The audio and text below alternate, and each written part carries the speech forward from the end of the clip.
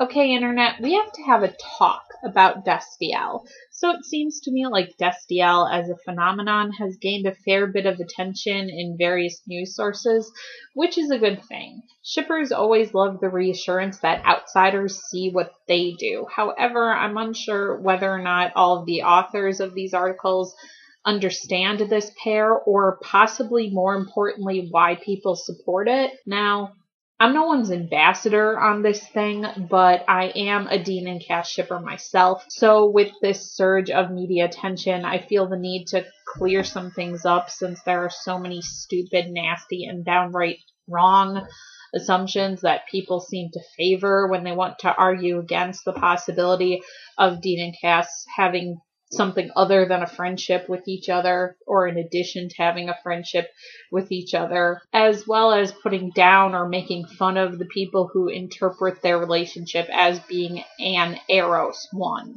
Now, I will be going through these arguments one at a time, but I'd first like to start off and say that I do think that people have legitimate reasons for not shipping Dean and Cass or supporting the idea of them having a romantic relationship. I don't think that not being a slash shipper makes you homophobic or anything ridiculous like that. In fact, Dean and Cass were my first ever same-sex coupling, or OTP. Yes, I've enjoyed same-sex couples over the years, but it was never with the same emotional investment that I have for the relationship between the fallen angel and the surly hunter over here. People interpret the media they consume in different ways, and no interpretation should be dismissed outright, including the people who see Dean and Castiel's relationship as being deep and meaningful, but platonic. This being the only argument that I believe to be valid when expressing why one thinks Dean and Cass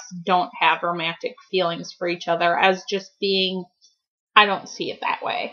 And that's fine. We can be nice and respect each other and our different ideas if we work to understand the mindset of the other people maybe a little better. However, most just don't seem to want to put in the work to do that, so they label the other side as simply being wrong or even evil. Adam Glass, one of the writers and producers of Supernatural, wrote a series of tweets about queer baiting, an idea that I will not explain here since such a complex issue would override this video.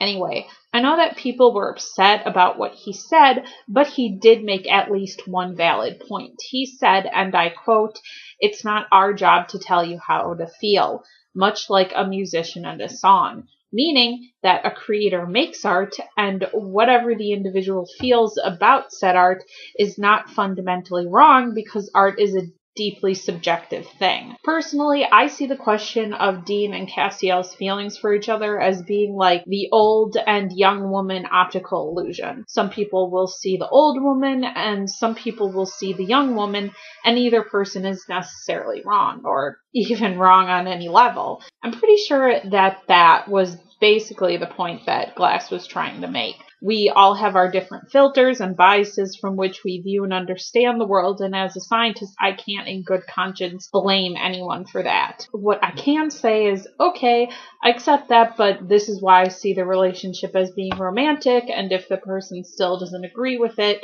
that's fine. However, not agreeing that Dean and Cass have sexy feelings for each other is not the same as coming up with bullshit reasons as to why they shouldn't be together or why Destiel shippers are quote-unquote wrong to see anything in the first place. Saying, "I understand but do not agree" is not the same as calling people who do not agree with you a bunch of names like stupid, childish, crazy, or delusional. I'm going to go ahead and assume that most fans of the show would be willing to accept Dean and Cass as wanting to make out, as long as it's written realistically in the parameters of the show and of the characters. But that's not what this video series is going to be about. It's going to be about the wildly incorrect ideas that some people seem to have about Destiel shippers. See you in part 2.